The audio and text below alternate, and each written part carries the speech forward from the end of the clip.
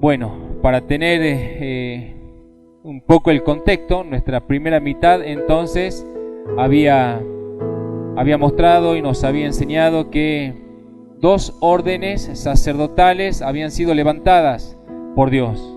Una es la orden de Melquisedec y otra la orden de Aarón. ¿Sí? Y habíamos visto claramente que las Escrituras nos muestran que el orden de Melquisedec estaba por encima del orden de Aarón. Del orden de Melquisedec no sabemos nada, y del orden de Aarón sabíamos y entendíamos que era de acuerdo a una cuestión genealógica. Si no estaba basado mucho en las cualidades, sino estaba basado primeramente en una cuestión de genealogía. Quienes descendían de la familia real, de la familia de Aarón, podían ejercer el sacerdocio siempre que cumplieran también las condiciones físicas. ¿Sí? No había muchas cualidades espirituales, por decir de alguna manera, sino una condición que tenía que ver con la genealogía. Y habíamos visto también que el sacerdocio de Melquisedec era un sacerdocio universal. Él era sacerdote del Dios Altísimo, ¿sí? No tenía jurisdicción, mientras que el sacerdocio de Aarón sí era jurisdiccional.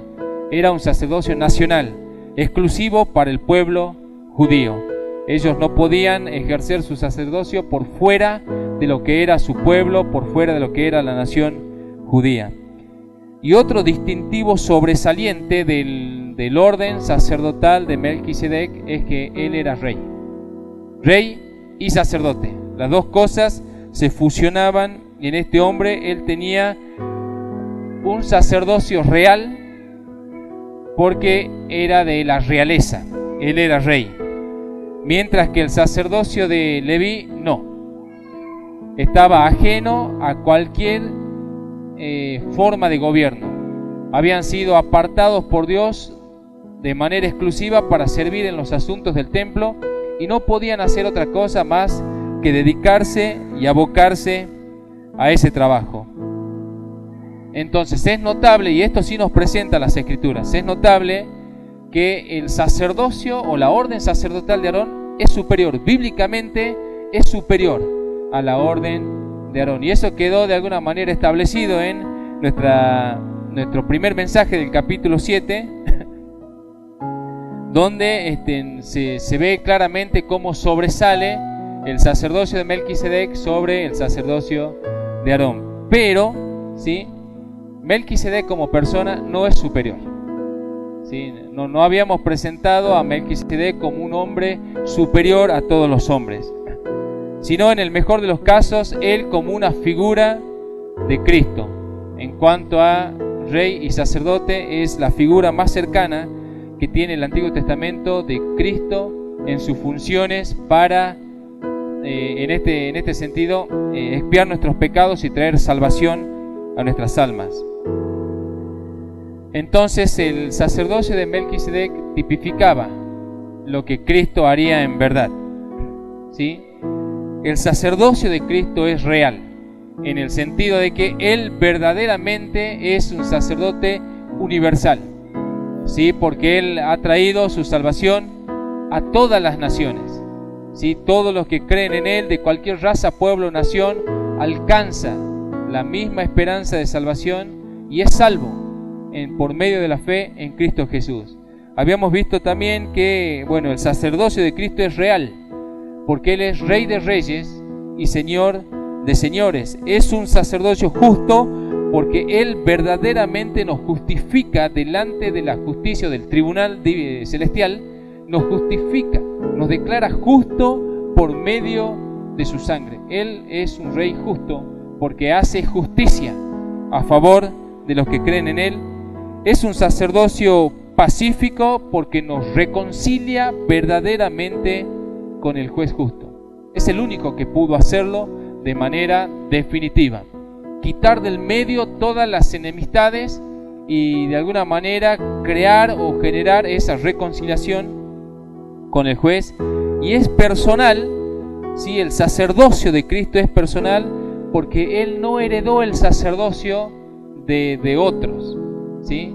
Sino que el sacerdocio de Cristo está basado en sus cualidades. Como dice también el mismo texto de Hebreo, fue declarado sumo sacerdote por una cuestión de virtudes, una vida indestructible, ¿sí? Su genealogía para el sacerdocio es irrelevante y es eterno. El sacerdocio de Cristo es eterno, porque dura y permanece para siempre, ¿sí?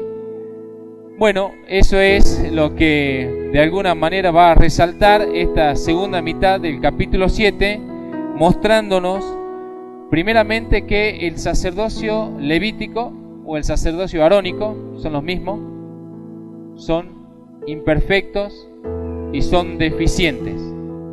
Y el autor va a presentar esto y va a mostrar que esto es así para poder introducir a Cristo como el más excelente y más grande sumo sacerdote de todos los tiempos y de todas las eras. Así que primeramente vamos a leer Hebreos capítulo 7 desde el versículo 11 hasta el versículo 19.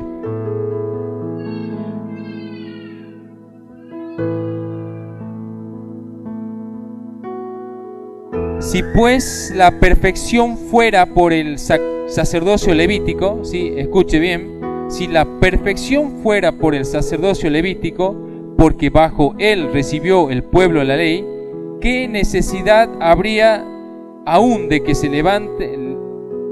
levantase otro sacerdote según el orden de Melquisedec y que no fuese llamado según el orden de Aarón? Porque cambiado el sacerdocio, necesario es que haya también cambio de ley. Y aquel de quien se dice esto es de otra tribu, de la cual nadie sirvió al altar.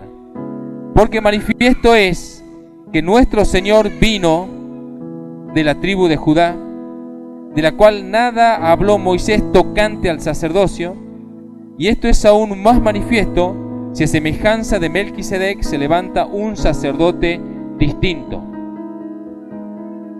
no constituido conforme a la ley del mandamiento acerca de la descendencia, sino según el poder de una vida indestructible. ¿Sí? Lo leo de nuevo. No constituido Jesús, no constituido conforme a la ley del mandamiento acerca de la descendencia, sino según el poder de una vida indestructible. Pues se da testimonio de él: tú eres sacerdote para siempre, según el orden de Melquisedec. Queda pues abrogado el mandamiento anterior a causa de su debilidad e ineficacia, pues nada perfeccionó la ley, y la introducción de una mejor esperanza por la cual nos acercamos a Dios. Y lo primero que vamos a ver de este pasaje es la función sacerdotal. ¿Cuál era? ¿Para qué estaban los sacerdotes? ¿Qué pretendía Dios al poner sacerdotes sobre la raza humana? Pues bien, el arte o la función del sacerdote, la razón de su existencia o la razón de su llamado, era acercar a las personas a Dios. Esa era la función principal de un sacerdote. El arte de él, basado ya sea en las cualidades o en el poder de Dios, era poder acercar a las personas a Dios. Eso era la razón de su función: mediar por los hombres delante de Dios para reconciliarnos. En este caso, por medio de el derramamiento de sangre, por el sacrificio de un animal, donde la justicia se hallaba de alguna manera complacida, porque había justicia de por medio, sangre había sido derramada, una vida había sido cobrada. Eso es justicia, y había reconciliación, porque la misma sangre expiaba las culpas, quitaba los pecados, y de alguna manera el sacerdote podía, aunque sea temporalmente, acercar a las personas al Dios de justicia, porque estábamos alejados por causa del pecado. El pecado se encargó de ensuciarlo todo. Desde el momento que se introdujo en el huerto de Edén, el pecado generó separación de la raza humana, del hombre, del Dios Santo. Como dice Romanos 3:23, por cuanto todos pecaron, están destituidos de la gloria de Dios. No hay posibilidad de que un hombre pecador pueda acercarse a un Dios santo. Estamos destituidos, apartados. Dios se había alejado del hombre, pero también en el mismo corazón de Dios estaba el plan redentor, que en definitiva es y consiste a lo largo de toda la Biblia. Vemos a un Dios tratando de acercar a los hombres a Él sin pasar por alto el pecado, ¿sí? Sin de alguna manera comprometer su santidad o manchar su santidad, sino hacerlo todo de acuerdo a un mecanismo de justicia. Y ese mecanismo de justicia es el aparato sacerdotal, en este caso arónico o levítico, que Dios había establecido. Dios mismo había establecido este mecanismo para poder acercar a las personas a Él. Vale decir que en definitiva Dios quiere acercar al hombre a Él. Dios quiere que el hombre esté cerca de Él. Dios quiere que el hombre esté a su lado. Dios quiere que el hombre tenga comunión con Él. A causa del pecado no podía hacerlo, pero Dios se encargó de diseñar algo. En este caso, un mecanismo de expiación en donde había elegido a un sacerdote que tenía la función de mediar y que tenía la función o el objetivo de acercar a las personas a Dios. Vale decir que los sacerdotes existían para eso. El deseo quizás más noble de un sacerdote era poder hacer bien su función, poder acercar a las personas a Dios, acercar a las personas a un Dios que de alguna manera estaba velado para el hombre. Porque si bien Dios empezó a manifestarse a través de el tabernáculo estaba dividido en el lugar santo y el lugar santísimo, ¿sí? Los hombres jamás pudieron acercarse al lugar santísimo. Si bien ellos por medio del sacrificio podían encontrar paz momentánea con ese Dios justo, el velo seguía estando. La cortina seguía separando al Dios santo, santo, santo de los hombres pecadores. Y por más que había sacrificio y sangre de por medio, los hombres no podían atravesar el lugar santísimo, no podían acercarse a Dios. De alguna manera había consuelo, había cierta satisfacción, los pecados temporalmente eran expiados, pero el Dios santo aún no podía encontrar conciliación con el hombre pecador. El plan básicamente es quitar el pecado del medio. Si el pecado se encargó de separarnos de Dios, el plan de Dios es quitar el pecado del medio. ¿Cómo lo haría? Pues bien, eso es una de las funciones que tiene el sumo sacerdote. Expiar las culpas, quitarlas, verdaderamente quitarlas. Había expiación en el día, en lo que es el Yom Kippur, el día de expiación. Había expiación. Las culpas eran cargadas sobre un cordero, sobre un animal. La justicia se cobraba la vida de ese animal y podía de alguna manera justificar temporalmente a los hombres, pero el pecado seguía permaneciendo en el corazón y en la mente y seguía como un motor que nunca para, se seguía generando y seguía nuevamente creciendo año tras año. Entonces, primeramente la meta es que Dios quiere que los hombres vuelvan a su presencia, que sean restituidos a la gloria que el pecado se encargó de quitarnos. Y ahora, en eso radica el cristianismo, hermanos. El cristianismo radica en que una persona que cree en Jesús, cree en Él para poder acercarse a Dios. No existe un cristianismo con cristianos que no quieren tener comunión con Dios. Vale decir que lo consecuente de creer es tener comunión con Dios y es acercarse a Dios.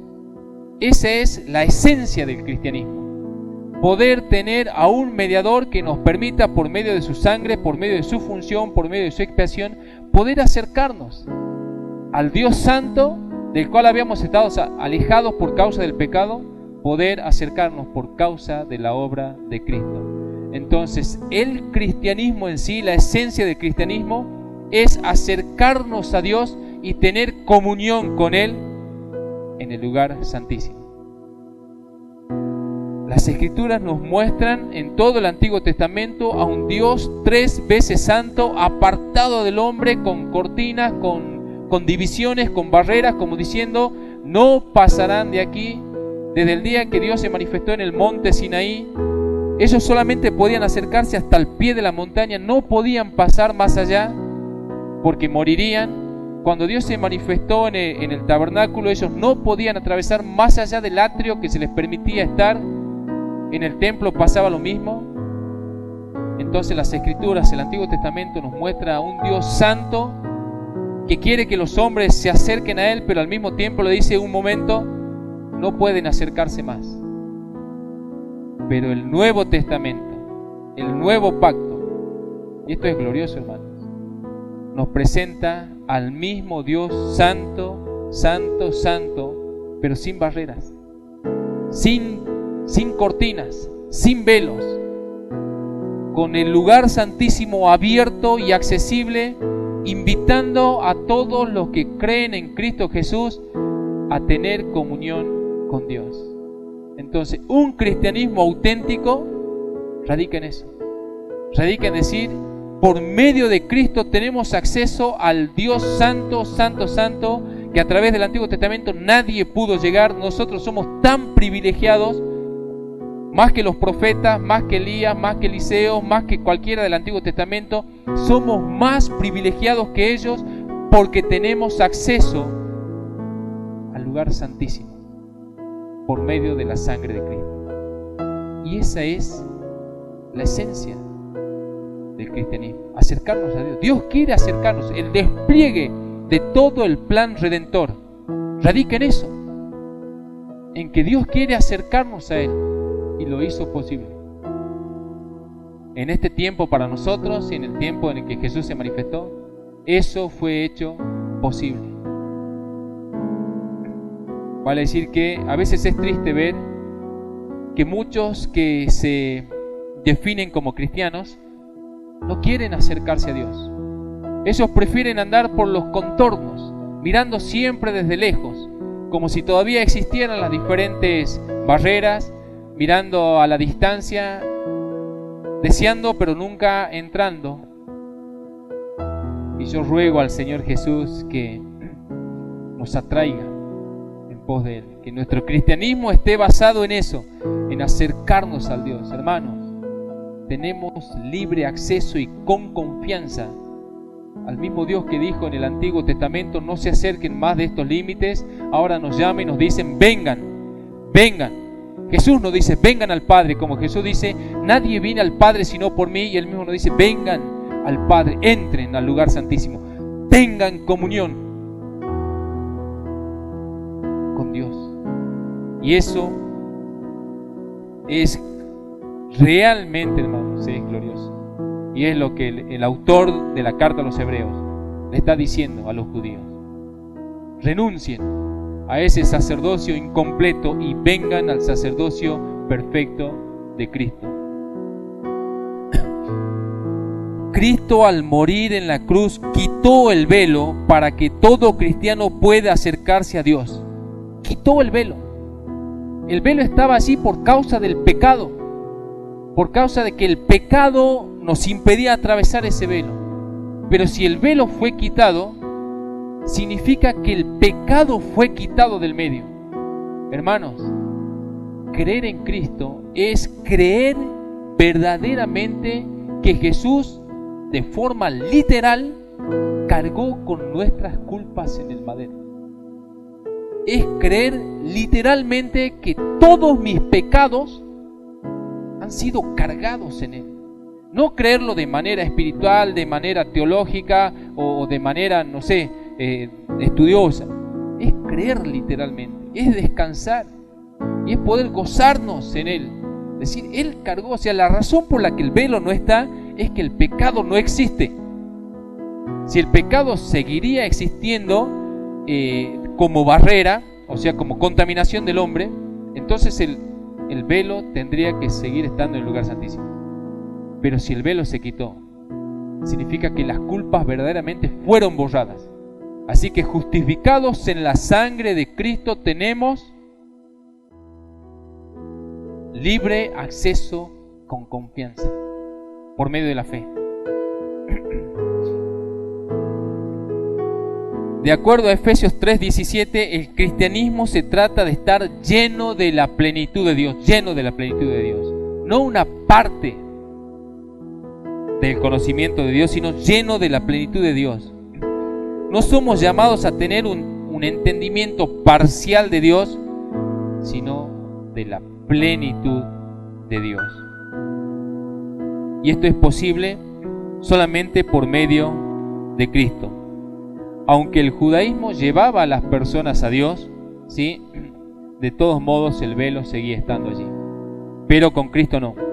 Con Cristo, por medio de su sacrificio expiatorio, el mismo día que Jesús moría en la cruz, ese mismo día el velo se rasgaba en el templo, se quitaba del medio.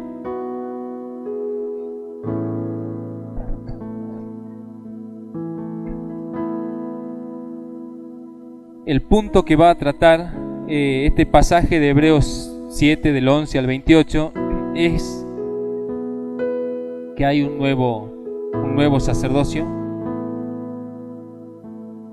y la razón por la que hay un nuevo sacerdocio es porque la orden sacerdotal arónica era imperfecta. Como comienza diciendo el versículo 11, si pues la perfección fuera por el sacerdocio levítico, ¿sí?, no habría razón de que venga otro sacerdote, porque ese sacerdocio es perfecto, podía expiar las culpas y podía reconciliarnos con Dios. Pero a razón de que eso no pasaba con el sacerdocio arónico, era necesario que venga otra orden sacerdotal, en donde aquel sacerdocio arónico que fallaba pueda tener esta nueva orden sacerdotal, la de Cristo, pueda tener perfección y eficacia. Entonces, sería de los argumentos más contundentes que tiene el autor de los Hebreos para derribar el sacerdocio arónico en el cual estaban cimentados los judíos, es la profecía, es el anuncio. ¿Por qué razón el Espíritu Santo anunciaría por medio de David que otro sacerdote, que el mismo Mesías, ¿sí?, en el Salmo 110:4 dice, juró Jehová y no se arrepentirá, hablando del Mesías, tú eres sacerdote para siempre? Pues antes, 1000 años antes de que se manifieste Cristo, ya el Espíritu Santo venía diciendo, va a venir otro sacerdote. Yo cuando leía este salmo por ahí me imaginaba, o me imagino, que los mismos levitas que están escuchando a David profetizar esto o decir este salmo, estarán diciendo, vamos a ser reemplazados, va a venir otro sacerdote, vamos a quedar excluidos. Y sí, porque el servicio sacerdotal de Aarón, levítico, era temporal y era ineficaz. Pero Cristo ya lo anuncia, el Espíritu ya lo anuncia. Y también en Jeremías 31:33 en adelante, no solamente que va a haber cambio de sacerdocio, se anuncia un nuevo pacto. Así que el pacto que se le dio a Moisés en el monte Sinaí con todas las leyes iba a quedar abrogado. Legalmente, por medio de la justicia divina, iba a quedar abrogado. ¿Qué significa? Que aquello donde no se halló eficacia es reemplazado por otro. En términos legales, Dios lo hizo exactamente así. Ya se anuncia en el Salmo 10:4 que el Mesías sería rey y sacerdote. Y todos sabían que el Mesías, de acuerdo a la misma profecía de Jacob, ¿sí?, de que la vara y el cetro estarían en Judá. Entonces todos sabían que el Mesías venía de la tribu de Judá, que era rey, que iba a ser rey, pero nada se dijo de la tribu de Judá tocante al sacerdocio. Y ese era un gran dilema. Pero David dice, el Mesías no solamente va a ser rey, porque desciende de la tribu de Judá, sino que él va a ser sacerdote. Y uno dice, un momento, él no desciende de la tribu de Leví.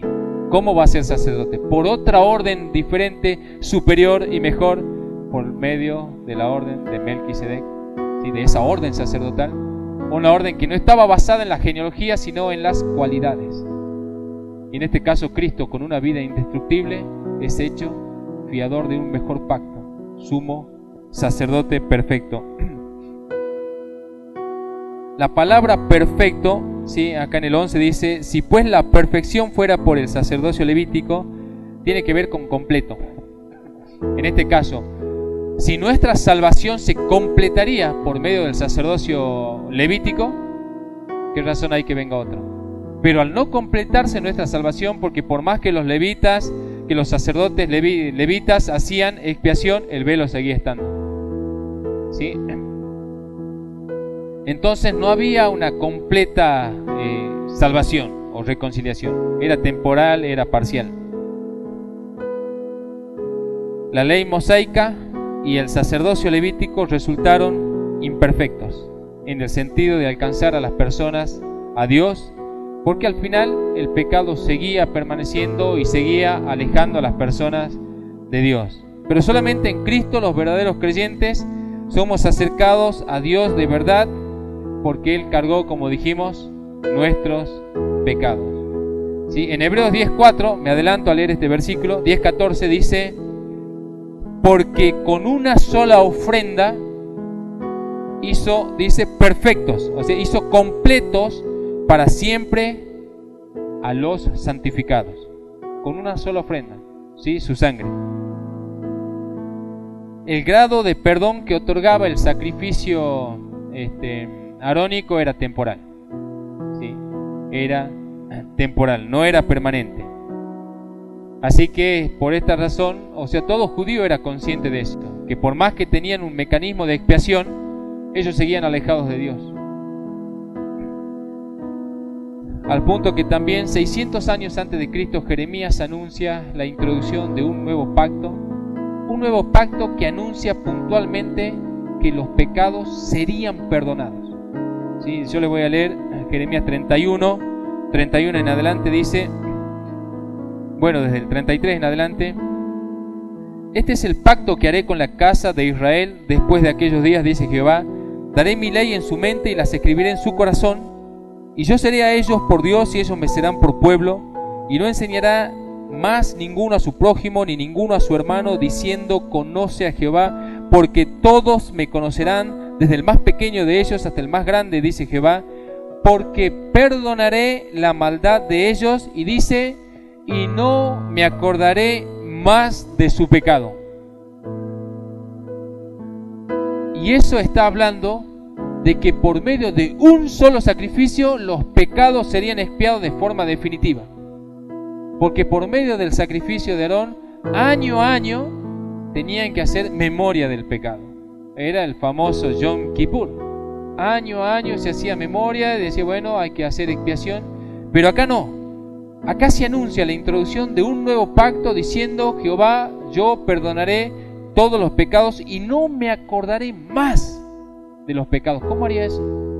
El mismo Dios que dijo que año a año hagan expiación por los pecados, ahora le dice, ya nunca más me acordaré de sus pecados.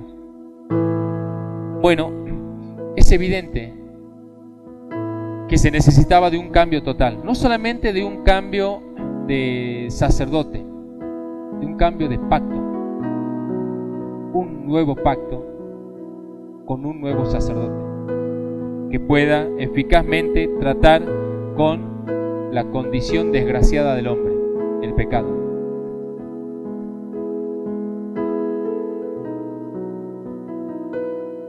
Acá el razonamiento del autor es, si el sacerdocio arónico hubiera completado la salvación de los hombres, no habría razón de que venga otro sacerdote. Podríamos pensar que el primer pacto no llevaba a las personas a Dios. No solo que no las llevaba, se las prohibía. Nadie podía pasar al lugar santísimo, estaba prohibido. O sea que el primer pacto decía, bueno, nos acerquemos a Dios, pero está prohibido acercarse a Dios. Suena un poco raro, pero sin embargo, Dios quería mostrar su santidad, Dios quería mostrar su integridad moral, y lo hizo primeramente a través del primer pacto. Pero no estaba diseñado para salvar al hombre, sino para que el hombre pueda conocer la santidad de Dios. Era nuestro ayo, como dice Pablo, para acercarnos finalmente a Cristo.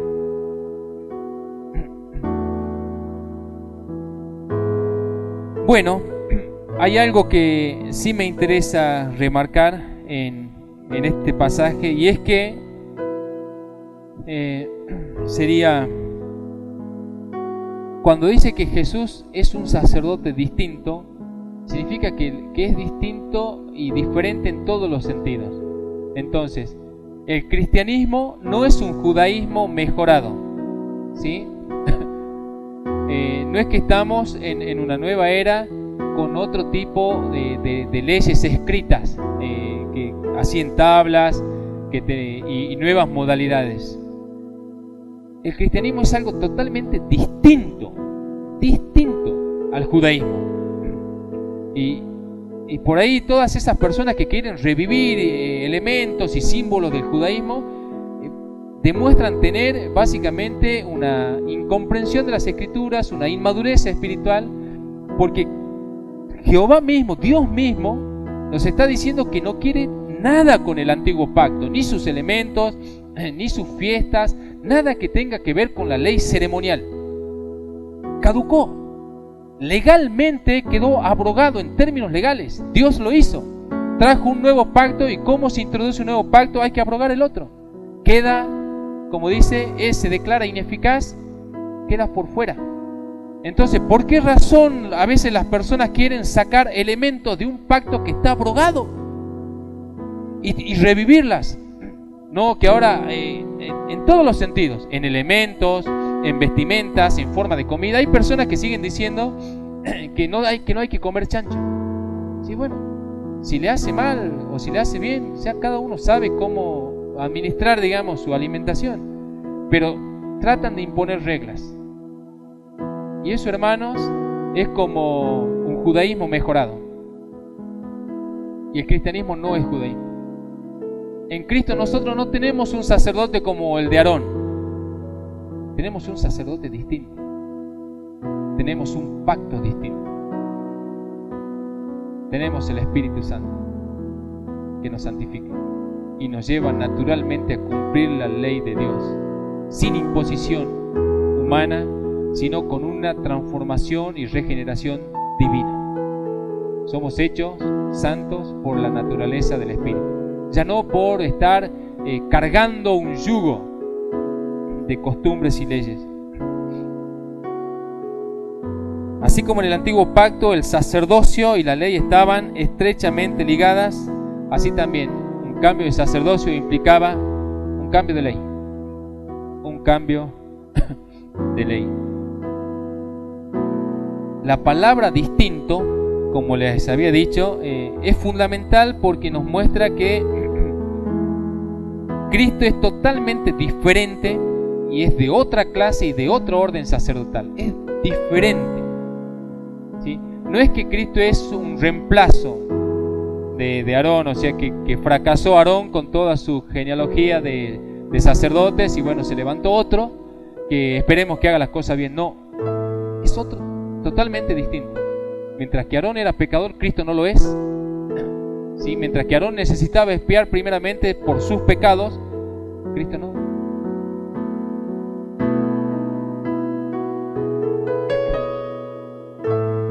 Mientras que los sacerdotes arónicos no se miraban por cualidades personales, sino por la genealogía, en Cristo no.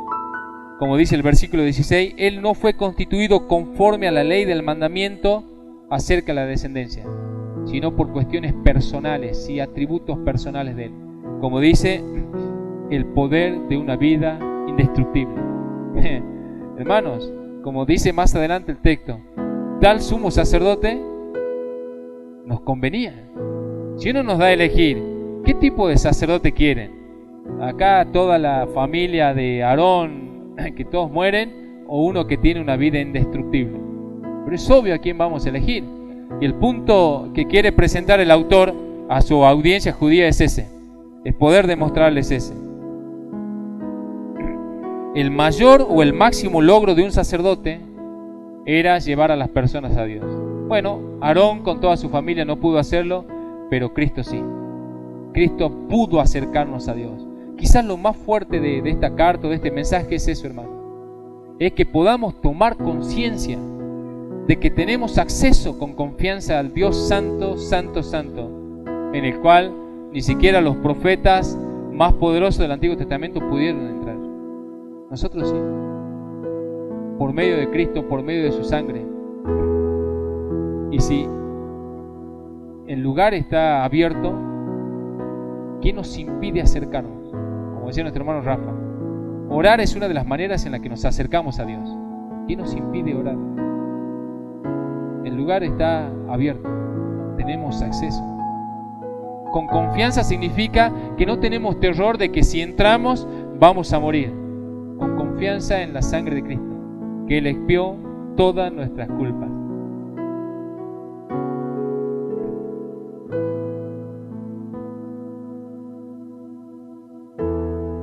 Hebreos 10:19 dice puntualmente esto. Búsquelo conmigo.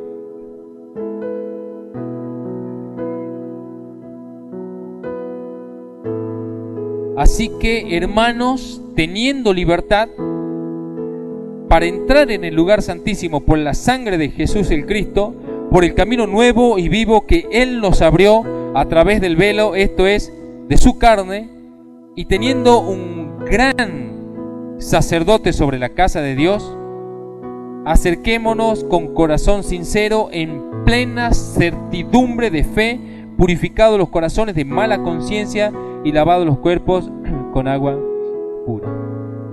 Así que esta primera parte nos dice, hermanos, acerquémonos a Dios. Si bien los hombres descendientes de Aarón no pudieron cumplir la función de acercar a los hombres a Dios, Cristo sí lo hizo. Y si Él sí lo hizo, entonces la invitación es, acerquémonos a Dios. Y desde el 20 al 28, Hebreos 7 del 20 al 28, y esto no fue hecho sin juramento, porque los otros ciertamente sin juramento fueron hechos sacerdotes. Hablando de Cristo, ¿sí? No fue hecho sin juramento, porque los otros ciertamente sin juramento fueron hechos sacerdotes, pero este, hablando de Cristo, con el juramento del que le dijo, juró el Señor y no se arrepentirá, tú eres sacerdote para siempre según el orden de Melquisedec. Por tanto, Jesús es hecho fiador de un mejor pacto. Y los otros sacerdotes llegaron a ser muchos, debido a que por la muerte no podían continuar, mas este, por cuanto permanece para siempre, tiene un sacerdocio inmutable, por lo cual puede también salvar perpetuamente a los que por él se acercan a Dios, ¿sí? Se acercan a Dios, viviendo siempre para interceder por ellos. Porque tal sumo sacerdote nos convenía, santo, inocente, sin mancha, apartado de los pecadores y hecho más sublime que los cielos, que no tiene necesidad cada día como aquellos sacerdotes de ofrecer primero sacrificios por sus propios pecados y luego por los del pueblo, porque esto lo hizo una vez para siempre, ofreciéndose a sí mismo. Porque la ley constituye sumo sacerdote a débiles hombres, pero la palabra del juramento, posterior a la ley, al Hijo, hecho perfecto para siempre. Bueno, y otra verdad contundente presentada en este pasaje es eso, que el sacerdocio de Cristo fue instituido con juramento. Como dice el Salmo 110:4, juró Jehová y no se arrepentirá, o sea, no volverá atrás. Y el hecho de que Dios haya jurado no es que le da que su palabra necesitaba más fortaleza por el juramento, sino quizás se refiere más al hecho de perpetuidad. Un juramento es que Dios lo dijo y será perpetuo. Cristo es hecho sumo sacerdote para siempre. Sin embargo, Aarón, nadie le juró nada. Lo levantaron sumo sacerdote, Dios ordenó que él iba a ser, que su familia iba a ser, pero no hubo ninguna clase de juramento, ni siquiera en todo el Antiguo Testamento, en toda la Biblia, no hay juramento hecho de parte de Dios hacia los sacerdotes levitas. Fueron levantados por orden de Dios, pero no se interpuso juramento de por medio, ni a Aarón ni a ninguno de sus descendientes. Sin embargo, con Cristo es diferente. Juró Dios que Él va a ser sumo sacerdote para siempre. Dios tomó una decisión con respecto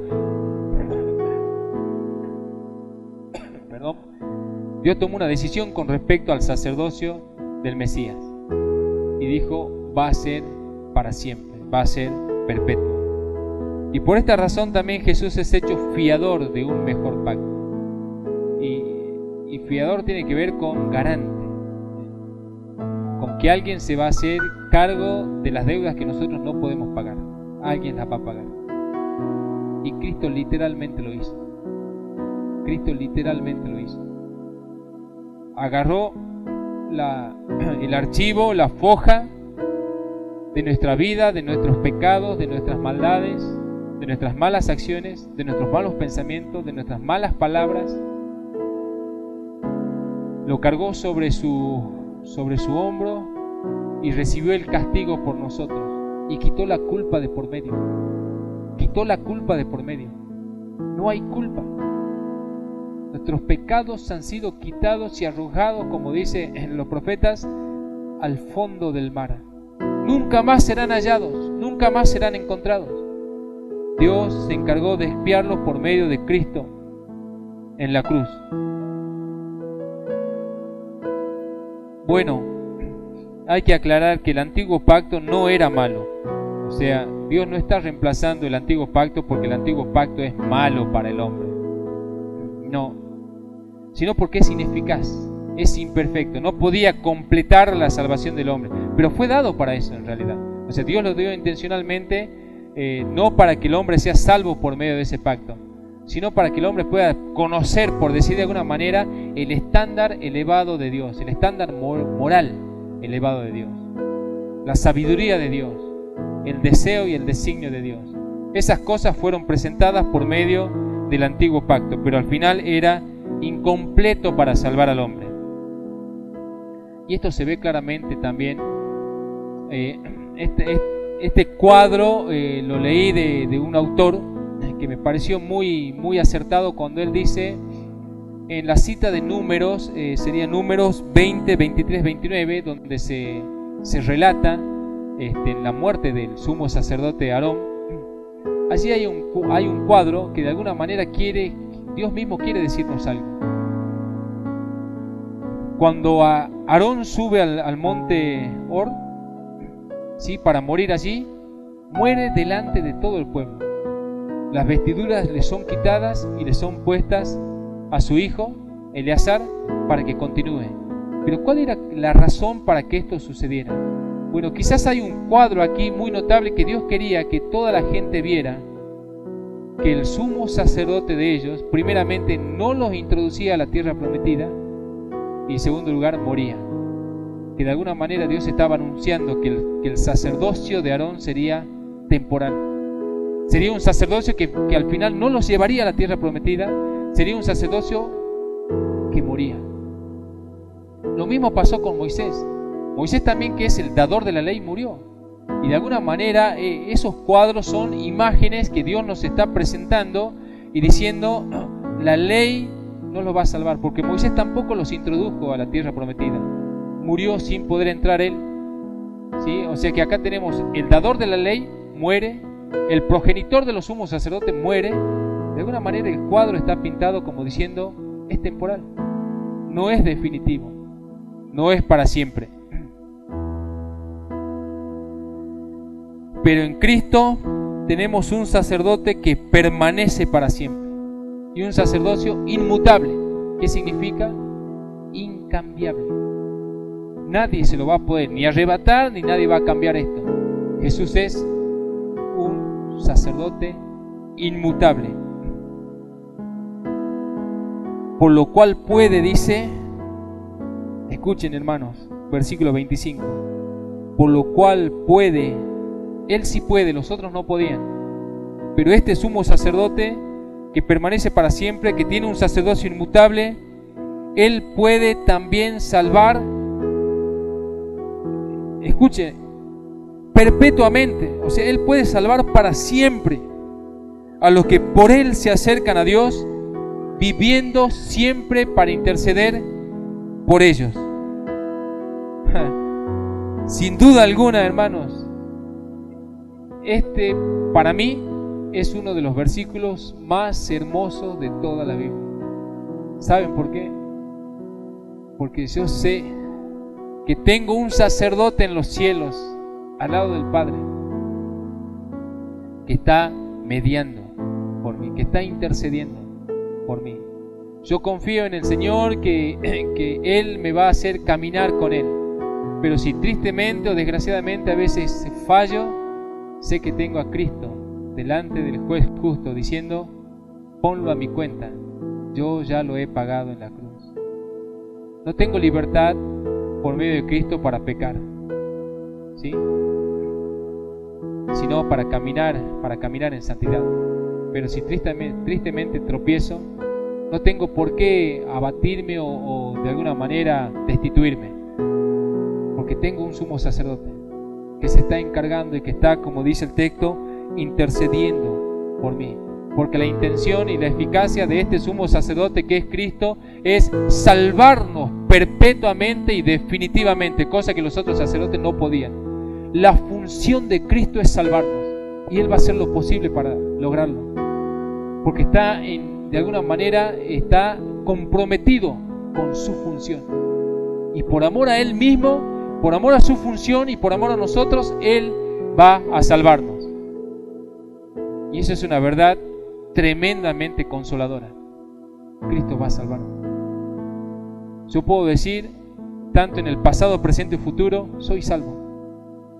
En el pasado soy salvo porque Él expió mis culpas. En el presente soy salvo porque Él me está regenerando. En el futuro soy salvo porque no va a haber presencia de pecado. Cristo nos ha salvado. La seguridad de nuestra salvación es la intercesión perpetua de Cristo. La seguridad de nuestra salvación es que Él está intercediendo por nosotros en los cielos. Gloria a Dios. Los hombres eran débiles para hacer esto, Aarón con su descendencia, pero Cristo no. Mientras que los otros debían ofrecer sacrificio por sí mismos, Cristo no, porque en Él tenemos un sacerdote puro, santo, inocente, sin mancha, que no tiene necesidad de hacer esas cosas, ¿sí? Y lo hace por sus propias virtudes. Cristo no es justo porque alguien lo justifica. Hoy por hoy nosotros podemos decir que somos santos y que somos justos, pero todas esas cosas vienen de que son computadas por medio de Cristo, pero Cristo no. Cristo fue justo en el sentido de que Él vivió en un mundo lleno de pecado, lleno de suciedad, pero nunca comprometió su santidad, su pureza y su inocencia. En síntesis, Cristo pudo atravesar un mundo sucio por el pecado sin contaminarse ni en lo más mínimo. ¿Y qué decimos nosotros? Quiero ese sacerdote.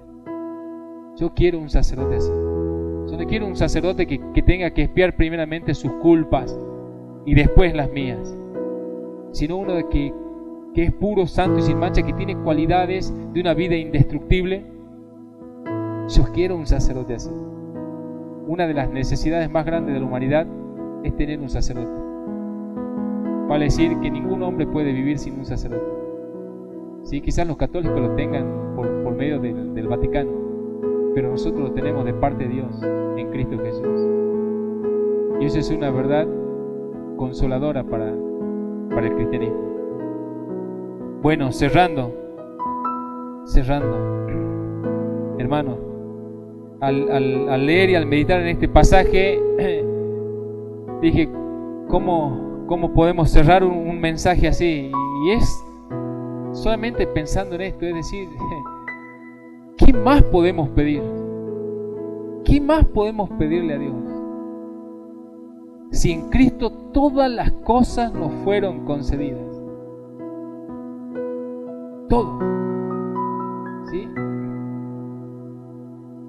Un sacerdote único, un sacerdote que nos acerca a Dios, un sacerdote que quitó el velo del lugar santísimo y nos dicen, vengan, entren con confianza, ya no les va a pasar nada porque el pecado que de alguna manera se estaba al medio y que los destituía de la presencia de Dios ha sido quitado, ha sido expiado. Vengan a la presencia de Dios, corremos con todas las ventajas.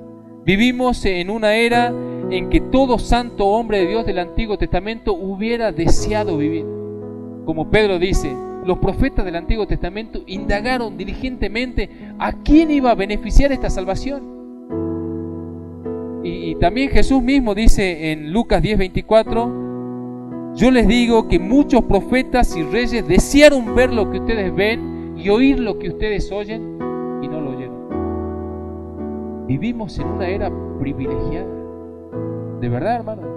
Si nosotros saliendo de acá, ver cómo Dios administró los tiempos, estamos en el tiempo de la gracia. Estamos en el tiempo de la gracia de Dios. No estamos en el tiempo del juicio de Dios ni de la condenación. Estamos en el tiempo de la invitación de Dios a todos los hombres a acercarse a Él solamente por medio de los méritos de Cristo. Y vamos a decir, no queremos acercarnos. Tenemos que acercarnos a Dios, correr a Él, experimentar el gozo de la salvación, tener comunión íntima con el Dios Santo en el lugar santísimo, sin ninguna cortina que nos separe.